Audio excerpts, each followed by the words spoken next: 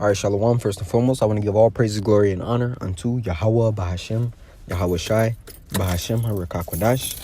A double honors unto the elders and apostles of GMS Great Millstone, and a sincere Shalom to Yakim bringing out this word in diligence and in truth. Hey, now, this lesson is going to be on E's fate, man, because, we're all predestined unto either salvation or unto condemnation. The elect are predestined unto salvation, to receiving access unto the chariots to escape the second death. And while the 2/3 of the heathen and the E, they are destined unto the second death or the scourges that Yahweh Shem Shai brings. But I want to grab this precept here, Revelation 12:12. And it reads, "Therefore rejoice, ye heavens, and ye that dwell in them. Woe to the inhabitants of the earth and of the sea. For the devil is come down unto you, having great wrath, because he knoweth that he hath but a short time." Right, so E moving, and trying to further his plans for the New World Order, it's all going to come to naught. And that's what Jake doesn't realize or understand. Even Jake within the circumcision. They're constantly trying to build up in this place, but focusing on the wrong building. They're focusing on the material possessions, the physical assets, when you should really be focusing on building in the spirit, man. Because Isaiah 33:6 says what it says, man. "And wisdom and knowledge shall be the stability of thy times, and the strength of salvation.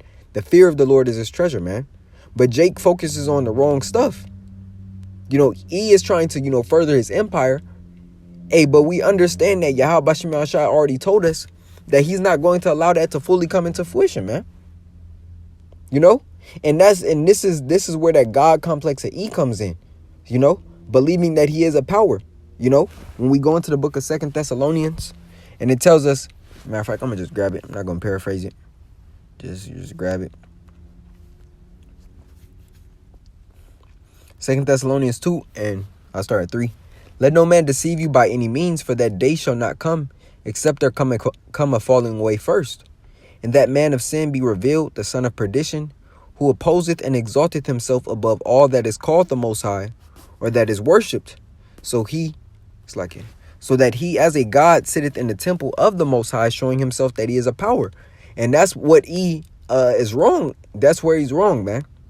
Because Yahweh Shem Shai only allowed Esau to rule for an appointed time. And we're at the last end of those sand granules in that sand timer, man. Right? So it says, he sitteth in the temple, showing himself that he is a power. And that's where the pride comes in as well. Because regardless of all the moves that he's making, trying to implement, because that's the next step, trying to fully implement, his plan of switching over to the system we have now into technocracy, and to putting his mark in everyone, which is the physical mark, which is the charagma, which is the MOTB, the CHI to the P, right? That's his next step of so-called continuing or furthering, completing his New World Order. But we understand what the scriptures say concerning that, man. Yahweh Shem Shai isn't going to allow Esau to fully rule upon this earth and his dominion and not save and destroy this, not save his elect and destroy this place, right? So I want to go into the book of Job. There we go. Matter of fact, I'm going to go into the book of Acts. It's Acts 5, and because it's the last port.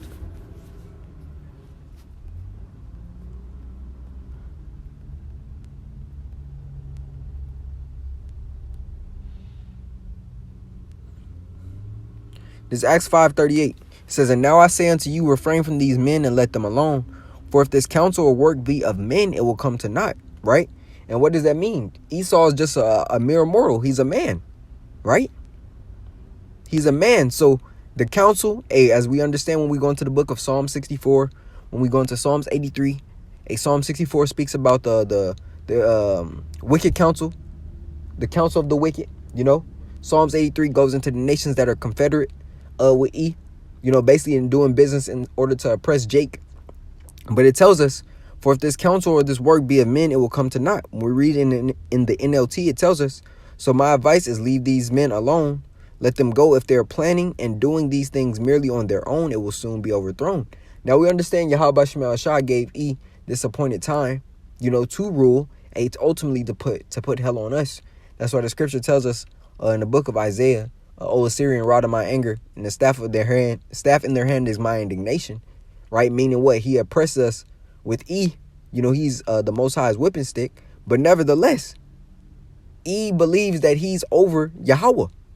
This 39, but if it is from Yahweh, you will not be able to overthrow them. Because that means what? Yahweh Bashim al-Shah already had a plan for the appointed times, man. This was set before this was set before creation was. That he would have this appointed time to rule, and that he would be taken down with great violence. So everything he's lining up, famine. Ultimately, Yahweh Bashim al-Shah has all of these things happening because they're part of his scourges, part of the way that he's going to be judging individuals, right? But it says, if it is from Yahweh, you will not be able to overthrow them. You may even find yourselves fighting against the Most High. And that's ultimately what he's doing. You can't fight against the will of Yahweh Bashim al-Shah. And that's what he believes he can do. He believes he has enough power to basically displace prophecy, which is complete madness. And that's what Jake, even in the circumcision, don't understand. The scriptures clearly tell you E is not going to reign forever, man. That Jacob is Esau is the end of the world, and Jacob is the beginning of it that followeth. It speaks about the parable of Lazarus and the rich man, which is just an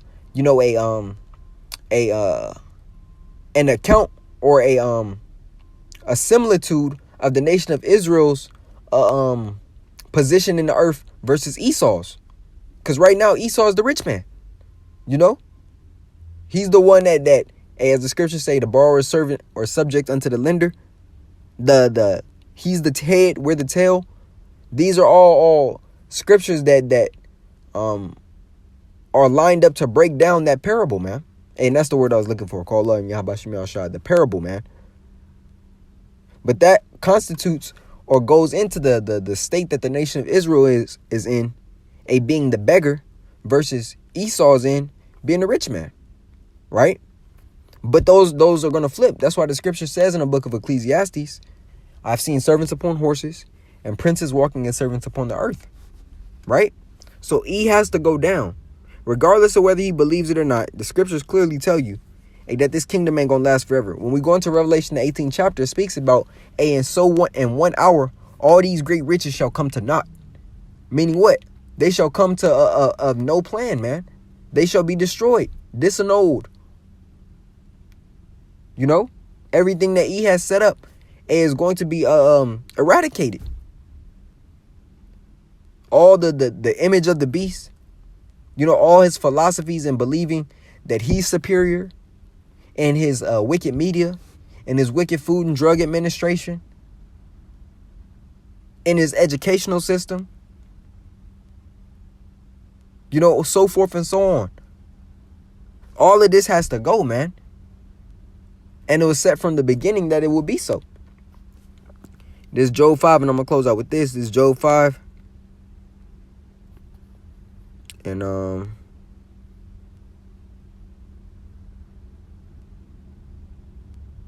Job 5 and 12. It reads, he disappointed the devices of the crafty so that their hands cannot perform their enterprise. Right? He taketh the wise in their own craftiness, and the counsel of the froward is carried headlong. So it tells you right there that the Lord is going to disappoint the devices of the crafty. Right? Meaning what? He's going to cast down the devices and the plans that Esau has to further his rulership. When you read in the NLT, it says he frustrates the plans of schemers, so the work of their hands will not succeed. And that's plain. I believe it's also one in Job. Salakia. It's another one in the book of Job. Maybe 13.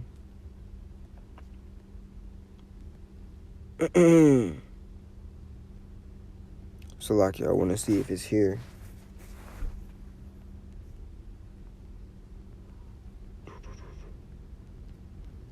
Nope.